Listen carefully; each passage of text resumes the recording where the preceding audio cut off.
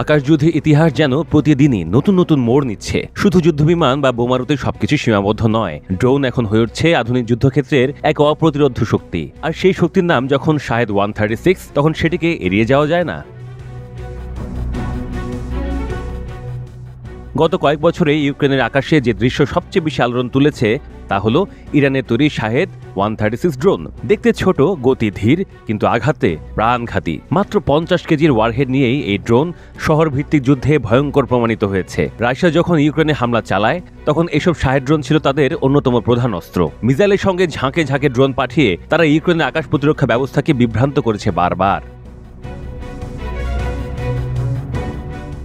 এবার সেই ড্রোন নিয়েই আগ্রহ দেখাচ্ছে যুক্তরাষ্ট্র। পেন্টাগনের মালিকানাধীন সংবাদ মাধ্যম স্টারস অ্যান্ড স্ট্রাইপস জানিয়েছে, মার্কিন বিমান বাহিনী শাহেদ 136 ড্রোনের কপি সংগ্রহ করতে চাইছে। তাদের পরিকল্পনা হলো প্রথম ধাপে 16টির প্রতিরূপ সংগ্রহ, পরে প্রয়োজনে আরও 20টি নেওয়া হবে। আসলে যুদ্ধক্ষেত্রে শত্রুর কৌশল বুঝতে চাইলে তার অস্ত্র হাতে পাওয়া সবচেয়ে কার্যকর পদ্ধতি। শাহেদ 136 ধীরগতি হওয়ায় রাডারে ধরা পড়ে না সহজে। নিচু দিয়ে উড়ে এসে হঠাৎ বিস্ফোরণ ঘটানোই এর প্রধান শক্তি। এজন্যই একে সুইসাইড ড্রোন বলা হয়। মার্কিন সেনারা এখন চায় এমন ড্রোনের মোকাবিলায় সরাসরি অনুশীলন করতে। একজন প্রতিরক্ষা বিশ্লেষক স্টারস অ্যান্ড স্ট্রাইপসকে বলেছেন, এটি নিছক গবেষণা নয়, বরং সেনাদের হাতে এমন প্রশিক্ষণ তুলে দেয়া যাতে তারা ভবিষ্যৎ যুদ্ধক্ষেত্রে ড্রোন হামলা জবাব দিতে পারে। 2021 সালে ইরানের সামরিক মহড়ায় প্রথম প্রকাশ্যে আসে শাহেদ 136। তখন থেকে এই আলোচনায় উঠে আসে এর সাশ্রয়ী খরচ আর সহজ ব্যবহারযোগ্য প্রযুক্তি। দাম কম হলেও এর পরিধি বিশাল। একটানা 2500 কিলোমিটার পর্যন্ত উড়তে পারে, গতি ঘন্টায় প্রায় 185 কিলোমিটার। এত দূর যেতে পারা মানেই দূরের শত্রু ঘাঁটিও এড়িয়ে যেতে পারবে না এর আঘাত। রাশিয়া শুধু ইরান থেকেই কিনে থামেনি, নিজের মাটিতে এই ড্রোনটি উৎপাদন শুরু করেছে।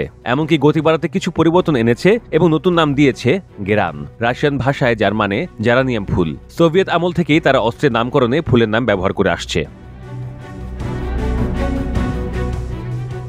ইরানের শাহেদ ড্রোন যেমন বিশ্বজুড়ে সাড়া ফেলেছে, তেমনি যুক্তরাষ্ট্র বসে নেই। চলতি বছরের জুলাইয়ে তারা উন্মোচন করেছে নিজস্ব সাশ্রয়ী ড্রোন লুকাস। অ্যারিজোনা ভিত্তিক কোম্পানি স্পেস ট্রুয়ার্স এটি তৈরি করেছে। লক্ষ্য একটাই, কম খরচে বড় আঘাত হানা। তবে শাহেদের মতো জনপ্রিয়তা বা বাস্তব যুদ্ধক্ষেত্রে পরীক্ষার সুযোগ এখনো পায়নি লুকাস।